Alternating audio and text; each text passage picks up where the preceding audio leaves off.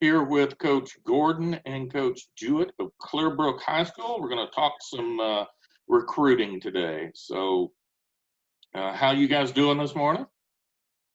Doing great. Right. Thanks for having us. Thanks for having us. You're welcome.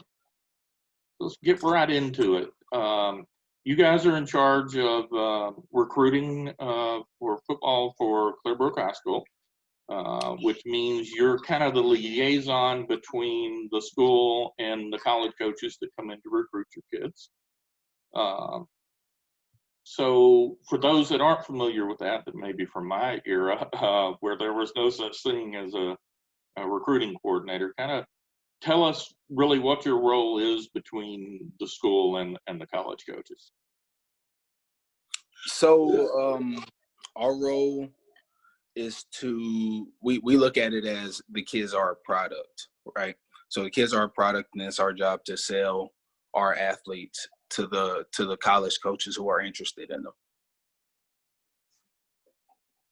Yeah, we ultimately, our goal is to provide. We want to put the position to have to get a free college education. That's what it's all about. We're, like Coach said, we look at it as a product, like we're marketing these kids out.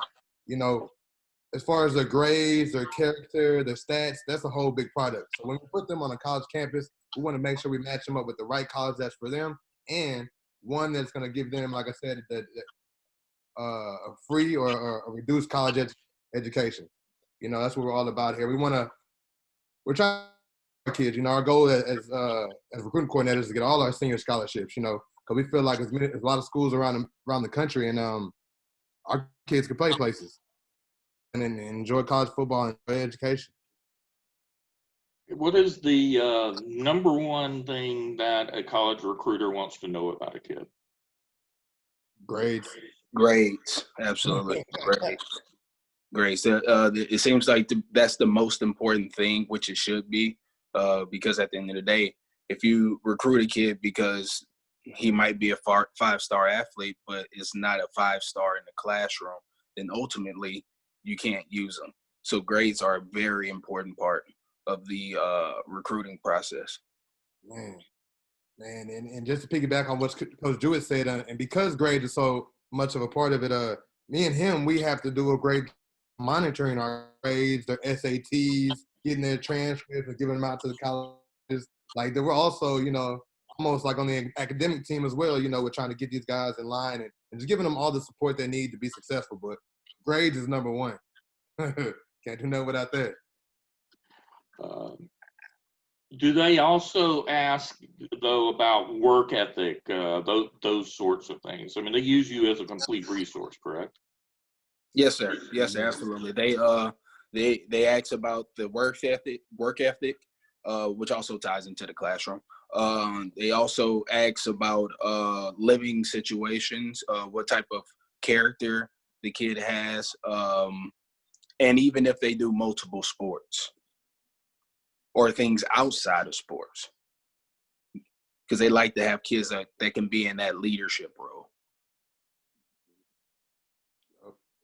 So what is so we did the number one thing that they're looking for, but let's flip it on that. What's the number one thing that they see kids do wrong?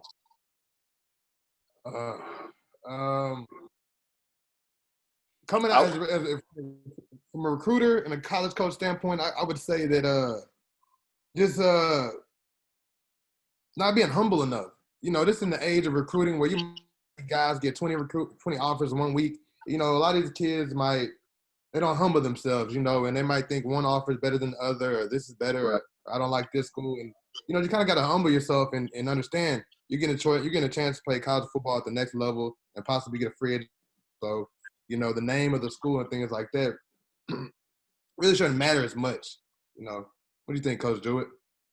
Yeah, I would have to agree with that. But also, I would see another issue could be promoting themselves in the wrong way. As far as this is the age of social media, so these kids they kids are kids, so they're gonna be kids, but they might do things on social media that puts a negative light on themselves, and they don't necessarily recognize it at the time. So, and then just associating themselves with the wrong type of crowd. So I think that would be also a factor in which the kids are doing stuff in the wrong way. Do you tell them about how often do we tell them about Twitter, Coach? We remind them every single day that you got to be careful what you post and what you like on these platforms, because everybody sees that stuff, and it is not fair that perception is everything, but it's true. Perception is everything. So you got to make sure you perceive yourself in the right way. Mm-hmm. So if I'm a parent, of course my son was a choir kid, but let's say he was a football player, and he's one of these that's not getting offers, not getting getting seen. If I were to ask you what would but I believe he's capable of playing college football. Right. What advice would you give a parent that came to you with something like that? So colleges also need film.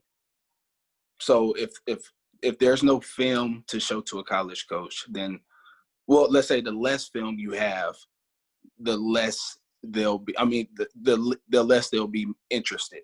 So if the kid has film, and the kid has the talent, the recruiters are going to come. They're going to come asking about you. But on the flip side, also, you got to look at his grades as well.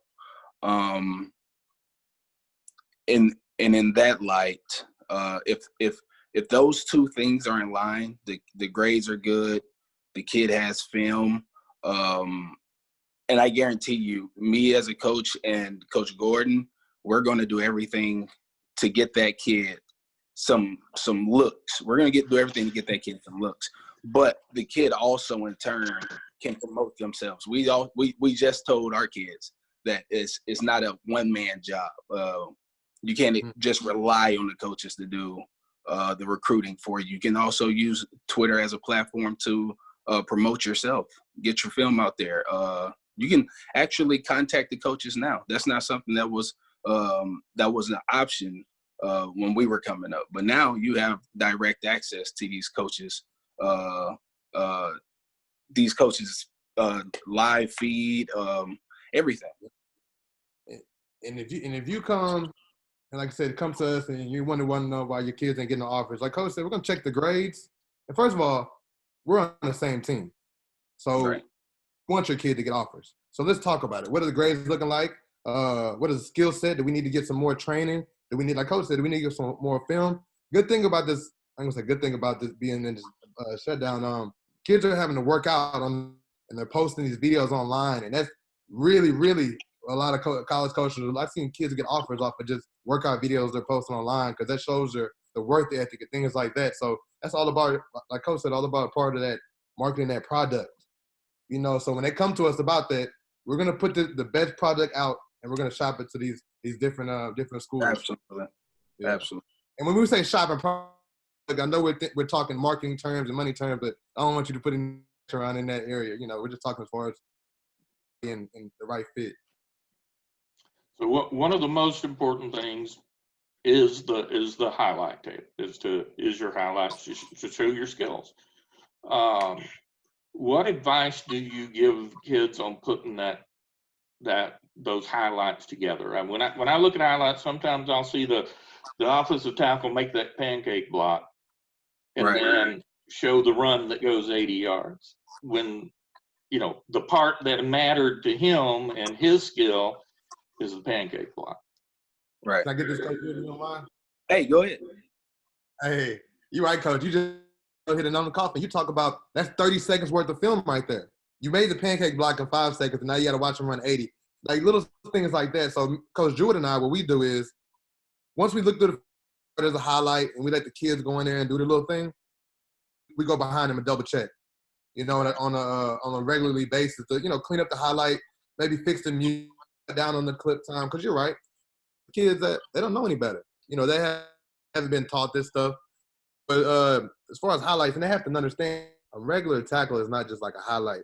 They want to see you certain things like coming downfield, wrapping up the right way. Where were you at? Are you around the ball? You know, and just having our players be aware and cognizant of that is important. And that's the whole thing me and Coach Jewitt talked to them about. Goes into social media management and just recruiting process in a whole. Another thing is that the kids that I don't know if they realize that college coaches watch film on hundreds of kids a day. So a big mistake that a kid can make when creating a highlight tape could be little things as stopping the play in the middle of the highlight to identify yourself when you should have identified yourself at the beginning of the play, because that's just it's just those little things that take extra time that a recruiter sees and it's like, okay, now I'm going a little bit extra to view this film rather than this other person's film. I'm gonna wait to view this film till later. Like, so you have to it's almost like you have to get straight to the point. Show your highlight, get to the next one. Show that highlight, get to the next one. Because it's your highlight tape. It's not anybody else's. You know, we don't necessarily care what comes after your highlight. Like you said, the old lineman that gets a pancake. That's the highlight. Now, do I care that the running back got 10 more yards after a broken tackle? No, because that's not your highlight. So you make your impression in the first 30 seconds to get them to watch the rest of it. Exactly.